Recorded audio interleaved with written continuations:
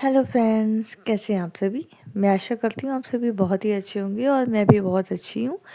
और I hope आपकी पढ़ाई लिखाई बहुत अच्छे से चल रही होगी, क्योंकि आने वाला जो सीटेट है वो आप लोगों के लिए बहुत ही ज़्यादा इम्पॉर्टेंट है। क्योंकि फेब में सभी का पेपर है और इस बार जैसे जैसे पेपर्स मतलब जैसे जैसे संख्या बढ़ती जा रही है लोगों की फॉर्म फिलअप करने में, वैसे वैसे स्तर भी बढ़ता जा रहा है। डिफ़िकल्टी बहुत ही ज़्यादा होती जा रही है। तो इसलिए फ्रेंड्स, आपको बहुत ही ध्यान से, बहुत ही सोच समझ के कदम उठाना पड़ेगा, क्योंकि अब हिंदी भी बहुत ज़्यादा टफ आने लगी है। मतलब हिंदी लैंग्वेज भी काफ़ी ज़्यादा टफ आने लगी है कि आपको इंग्लिश के साथ साथ हिंदी को भी समझना बहुत ज़रूरी है। इसलिए सभी लोग, आप लोग मेरे इस टारगेट क्लासेस में सभी लोगों का वेलकम है। सभी लोग फटाफट से आ जाइए और हमें ज्वाइन कर लीजिए। और आज हम एक इम्पॉर्टेंट टॉपिक आप लोगों के लिए लेने वाले हैं, और जो है बहुत ही ज़्यादा इम्पॉर्टेंट आप लोगों के लिए। तो इसलिए जैसे आप देख रहे होंगे ऊपर बोर्ड में मैंने लिख रखा है द थ्योरी ऑफ जीन पियाजे। जीन पियाजे का सिद्धांत की जो थ्योरी है वो हम आज लेने वाले हैं, और इसमें आपको जीन पियाजे के सिद्धांत के बारे में जितना अच्छा से अच्छा हो सकेगा मैं कोशिश करूँगी आप लोगों को बताने की।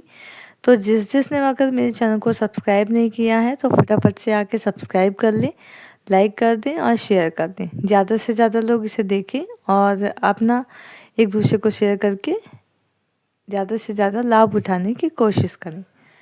ठीक है, तो अभी जो जीन प्याजे हैं, इसमें से हमारे सीटेट में 3 से 4 क्वेश्चंस एकदम फिक्स्ड है कि जीन प्याजे से 3 से 4 क्वेश्चंस आने ही आने। 3 या 4, 4 या 5 भी हो सकता है, मगर 3 या 4 बेसिक होता है। मतलब इतना तो मस्ट है कि आएगा ही आएगा जीन प्याजे से आपका क्वेश्चन। ठीक है, तो आइए बिना वक्त ज़्यादा से ज़्यादा लिए हम कोशिश करेंगे शॉर्ट टर्म में आपको ये थ्योरी समझाने की। कोशिश करेंगे कि आपको बहुत अच्छे से समझ में आ जाए ये थ्योरी। तो चलिए स्टार्ट करते हैं। यहाँ पे लिखा है, इस सिद्धांत में 4 चरण हैं। जो हमारे जीन प्याजे हैं उन्होंने इस सिद्धांत में 4 चरण दिए हुए हैं, जीन प्याजे ने हमारे। और जो हमारे प्याजे हैं उनके जो चरण हैं एक निश्चित क्रम में आगे बढ़ते हैं। ठीक है, उन्होंने क्या क्या चरण दिए हैं पहले वो हम अभी नहीं बताएंगे। पहले हम आपको ये बताएंगे कि उनके जो चरण हैं वो एक निश्चित क्रम में आगे बढ़ते हैं। ठीक है,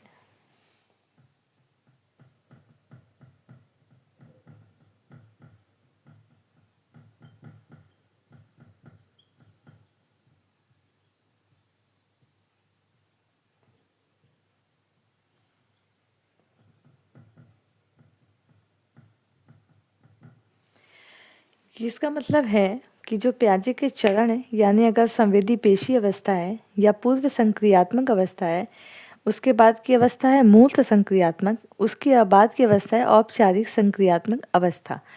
तो ये लाइन बाय लाइन आपके चलेंगे। ये नहीं होगा कि तीसरा वाला पहले नंबर पे आ जाए, पहला वाला तीसरे नंबर पे आ जाए, तीसरा वाला चौथे नंबर पे आ जाए, चौथा वाला दूसरे नंबर पे आ जाए। तो इसका कहने का मतलब यही है कि उनकी जो चरण है, मतलब उन्होंने जो चरण अपने निर्धारित किए हैं उनकी भाई स्टार्टिंग से जैसे संवेदी पेशी अवस्था है, हाँ, जो 0 से 2 वर्ष की अवस्था है ना। तो वो औपचारिक ऐसा नहीं हो सकता कि पहले किशोरावस्था आ जाए फिर शैशवावस्था आए, या फिर पहले जो है पूर्व संक्रियात्मक अवस्था आ जाए फिर मध्य बाल्य अवस्था आए ना। तो ऐसा नहीं हो सकता है। तो इनका जो क्रम है वो एक फिक्स रहता है। ठीक है, चरणों की इनकी एक क्रम है, इसको बदला नहीं जा सकता है किसी भी रीजन से। और प्याजे कहते हैं कि उनके जो गुण हैं वो सभी चरण जो हैं गुणात्मक होते हैं।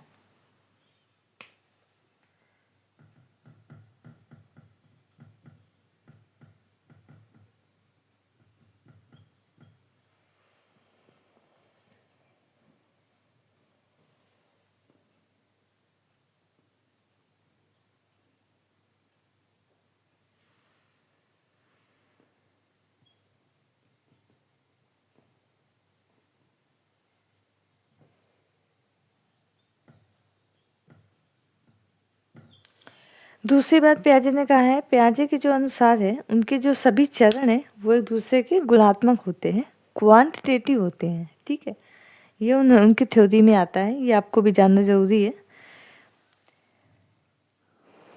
और उन्होंने ये भी कहा है कि बच्चों के अनुसार, मतलब सॉरी, पियाजे के अनुसार उन्होंने ये भी कहा है कि जो बच्चों का चिंतन है, जो बच्चे सोचते हैं, जो बच्चों की थिंकिंग है, वो वयस्कों के चिंतन से गुणात्मक प्रकार गुणात्मक तरीके से अलग होती है। ठीक है, बच्चों के सोचने में और जो है वयस्कों के सोचने में डिफरेंस होता है। और इन्होंने जो पियाजे ने, उन्होंने किसको ज़्यादा महत्व दिया है, भाषा या विचार को?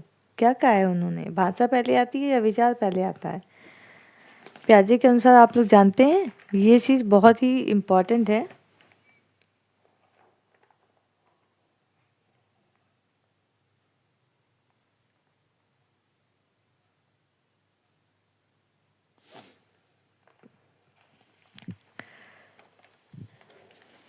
तो हमारे पियाजे साहब ने क्या कहा है?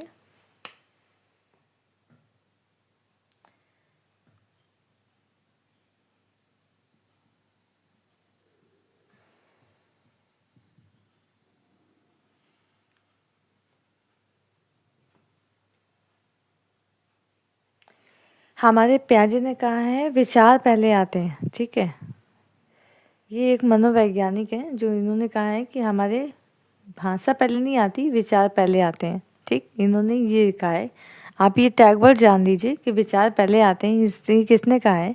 तो ये हमारे जीन साहब ने कहा है। ठीक है, ये आपको जानना जरूरी है।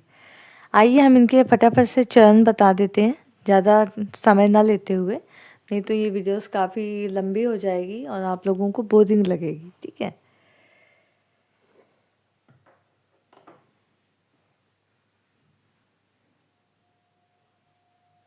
इनके चरण आप लिख लीजिएगा।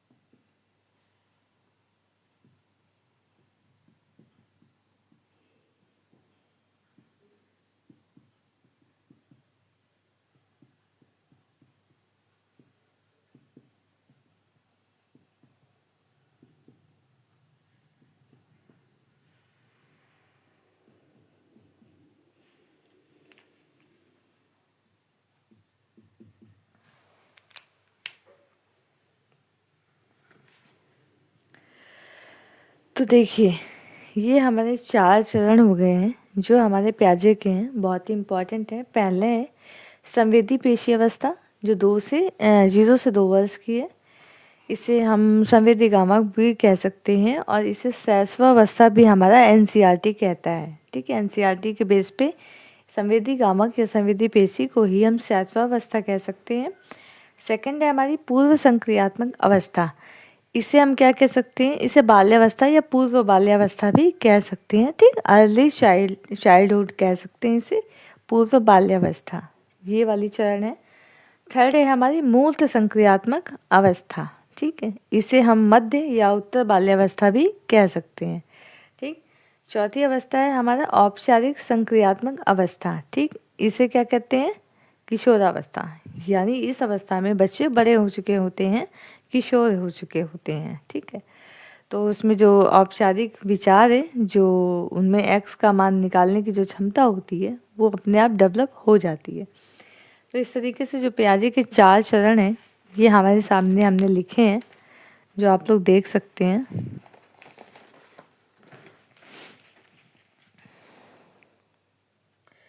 इसके बारे में जानते हैं। पहला, संवेदी कामक अवस्था। ठीक है, ये 4 चरण में पहले हम पहले वाले के बारे में जान रहे हैं। ठीक है,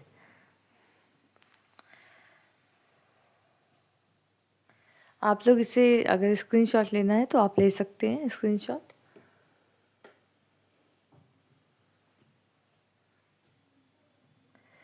संवेदी पेशी अवस्था में क्या क्या आएगा हमारा? ठीक है,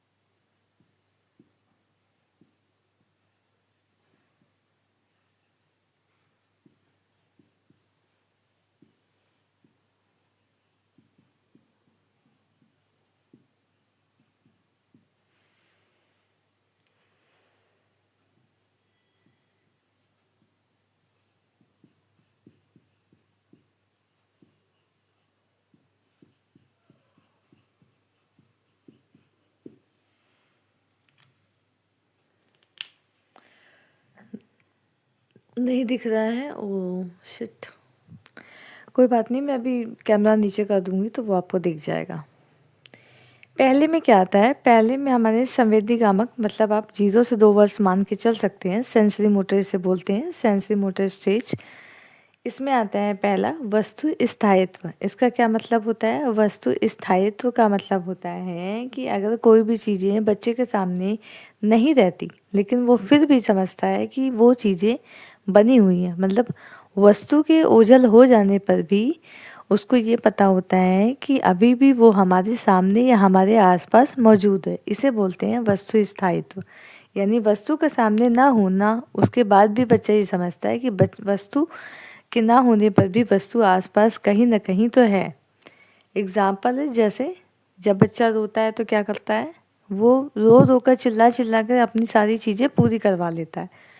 उसके अंदर भाषा नहीं होती है ना, लेकिन वो इन सब चीज़ों से अपने रो कर, अपने बैबलाने से या फिर बैबलिंग से, चिल्लाने से, जिस भी चीज़ से आप कहेंगे, तो वो आपने सेंसरी मोटर जैसा कि स्टेज है, वैसे आप समझ सकते हैं कि बच्चे रो रो कर अपनी सारी चीज़ें जानते हैं। दूध की बोतल गिर जाती है तो बच्चे कैसे मतलब समझते हैं कि हाँ, अगर मैं रोऊंगा तो कोई ना कोई आकर देगा। या खिलौना गिर जाता है तो बच्चे जाके खिलौना उठाते तो नहीं है पर रोते हैं, पर उस चीज़ को समझते हैं कि हाँ, ये अगर गिरा हुआ है तो मैं अगर रोऊंगा तो कोई ना कोई तो आएगा ही, कोई ना कोई तो उठाकर देगा ही। तो इसे ही बोलते हैं हम वस्तु स्थायित्व। वस्तु के सामने ना होने पर, वस्तु के ओझल होने पर भी वस्तु का मतलब स्थान, ये जगह बनी हुई है। ठीक है, ये होता है वस्तु स्थायित्व। पहला है। ठीक है,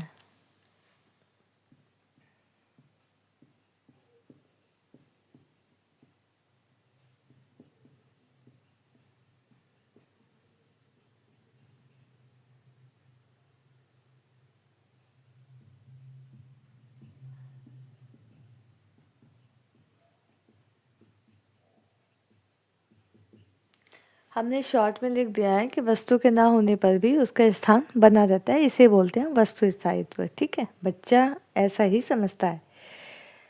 नेक्स्ट है परावर्ती क्रिया। ठीक है, परावर्ती क्रिया में क्या आती है, जैसे आपका बच्चा चूसता है, अपनी फिंगर्स को चूसता है, अंगूठे को चूसता है ना, जिस चीज़ को पाता है वो उस चीज़ों को चूसता है।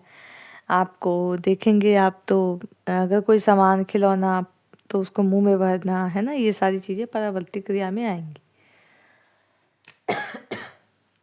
नेक्स्ट है हमारा इंद्रिय आधारित अधिगम। ठीक है, इंद्रिय आधारित अधिगम भी आपका क्या है, मतलब बच्चा ये उनके सेंसरी पे मतलब इंद्रियों पर आधारित होता है ये अधिगम। रोना, ठीक है, रोना या फिर कहते हैं ना कि अगर उनको कहीं कुछ लग जाता है तो रोते हैं, है ना, उनके इंद्रियों के माध्यम से वो अपनी सारी चीज़ें बताते हैं। तो ये इंद्रिय आधारित अधिगम में आएगा कि मतलब वो बोल तो नहीं सकते हैं लेकिन अपने इंद्रियों के माध्यम से वो सारी चीज़ें समझा देते हैं अपने सामने वाले को कि उनका क्या दर्द कर रहा है, रोते हैं, तेज से चिल्लाते हैं, है ना।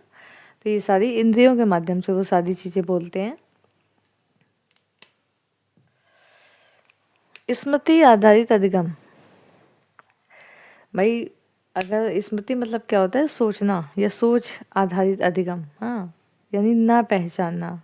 ठीक है, इसका मतलब होता है कि बच्चा स्मृति आधारित अधिगम होता है जो बच्चा नहीं पहचानता है, उससे ये स्मृति आधारित अधिगम होगा। अनुकरण का होता है, जैसे आप कोई भी चीज़ बोलते हैं कि बेटा ये बोलो, पापा बोलो, बेटा मम्मा बोलो, तो वो पापा या मम्मा अम्मा कर करके उन चीज़ों को डिवाइड कर करके बोलता है। इसे बोलते हैं अनुकरण करना, मतलब किसी चीज़ों का सीखता है बच्चा, जैसा आप बोलेंगे वैसा बच्चा भी बोलने की कोशिश करता है। नेक्स्ट है मूल प्रकृत्यात्मक व्यवहार। ठीक है, ये भी इसमें ही आता है, पता नहीं दिख रहा है कि नहीं, दिख रहा है, दिख रहा है, हाँ दिख रहा है। मूल प्रकृत्यात्मक व्यवहार इसमें भी आता है, और लक्षणमुखी व्यवहार की शुरुआत भी होती है। जैसे लक्ष्य निर्धारित कर लेता है कि मुझे क्या जाकर लेना है, क्या जाकर ले आना है, सामान जाकर क्या ले आना है, ये सारी चीज़ें भी बच्चों के अंदर छोटी छोटी चीज़ें आ जाती हैं। ये हमारी सेंसरी मोटर स्टेज पे आएंगी, संवेदी पेशी अवस्था में ये सारी चीज़ें आएंगी, जिसमें बच्चा 0 से 2 वर्ष का होता है, हाँ, जिसमें रिंग रिंग का चलता है ना, जैसे आप लोग सभी लोग जानते ही होंगे। तो आइए नेक्स्ट स्टेज पे हम अपने चलते हैं, पूर्व संक्रियात्मक अवस्था।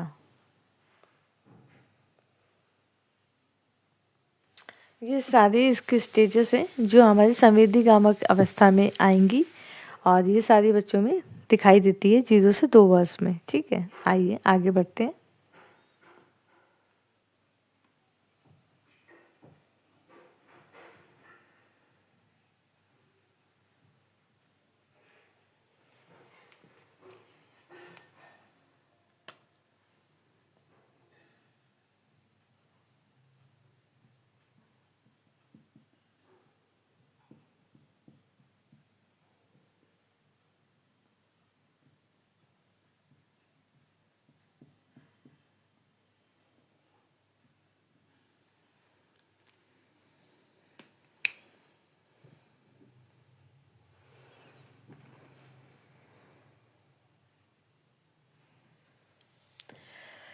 नेक्स्ट है हमारा 2 से 7 वर्ष।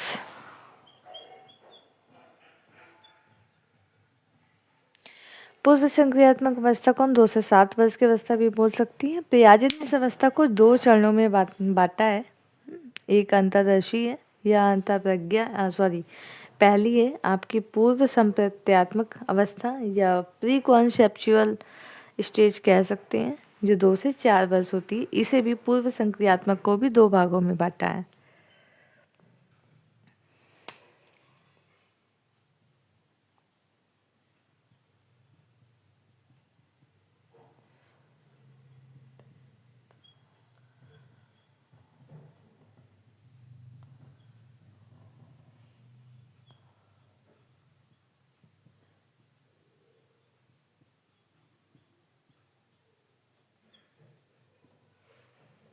ये 2 स्टेज हैं, ठीक है, जिसे प्याजे ने दो भागों में बांटा हुआ है। इसे कहते हैं पूर्व संप्रत्यात्मक अवस्था और इसे कहते हैं अंतर्दर्शी अवस्था। ठीक है, इसे प्री कॉन्सेप्चुअल स्टेजेस कहते हैं, जो 2 से 4 वर्ष की है। इस अवस्था में बच्चे क्या करते हैं, संकल्पनाओं से लेकर बहुत ही ज़्यादा भ्रमित रहते हैं, जैसे कि जीववाद है ना, जैसे कि इसमें आता है जीववाद। ठीक, दूसरा आता है आत्म केंद्रिकता।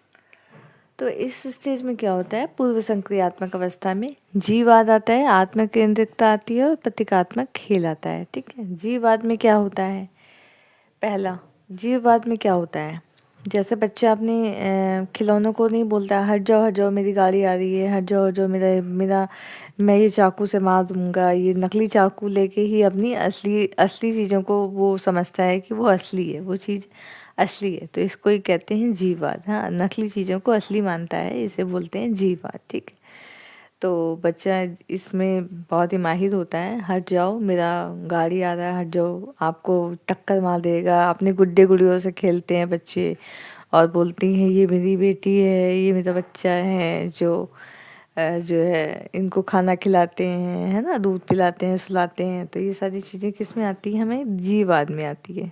नेक्स्ट है हमारा आत्म केंद्रिकता।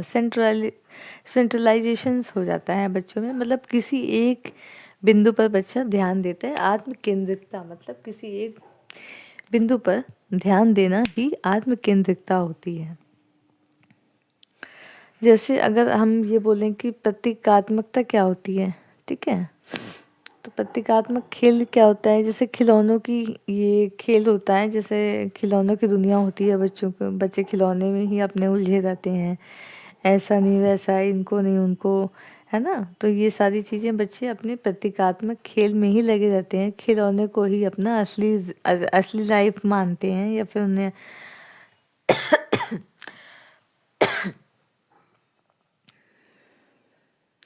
जैसे आत्म केंद्रिकता में क्या होता है, जैसे आपने वाह बनाया है, वाह से आपने वाह बनाया है, वाह से आपने का बना दिया, फिर पूछोगे आप बच्चे से कि बेटा वाह कहाँ है, तो बच्चा यहाँ से यहाँ तक आने में बहुत समय लेगा, ये चीज़ नहीं बता पाएगा कि इसको हटा देते हैं तो वह आ जाता है। ये आत्म केंद्रिकता कहलाती है। ठीक है, नेक्स्ट हमारा अंतर्देशी में क्या आएगा, विलोमिता आएगी, इसमें आएगा आ विलोमिता,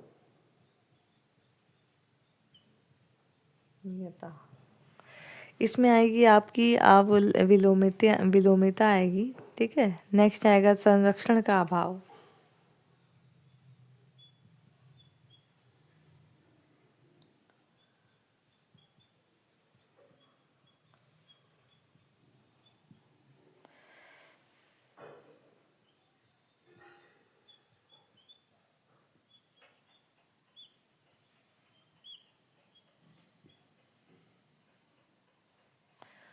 दिख रहा है,